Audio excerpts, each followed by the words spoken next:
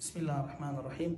أخشك برزا أو برتي أو هاي لياتيا زور ما لكنه بينزمين آفرته أو هاي ليبي بهشتشي أو نابتو آفرتك نادمان الصالون نيج نابتو أو سي خشي برز ديرنا كخشي مربزان بيد دبتو سام كبيد دبتو وي لا والله بيت نابتو هركب زبو بهش وازنش أو نابتو يعني وكو بلي أو هاي لياتيا قد دستي من الشام ده وكو بلي أوها لولا أوها لقلياتو لولا أوها يعني وكو نازم سبحان الله بعياتي بدستي أوهالي ناكري أو سحر لي كري أخشكا بين زمين آفرة لكنا من هيج علاجين يدبي أوي ببرين دواتر ديكين ناو آوي رقي أو زدا وكان هم اللي ذكيناو. بسم الله الرحمن الرحيم.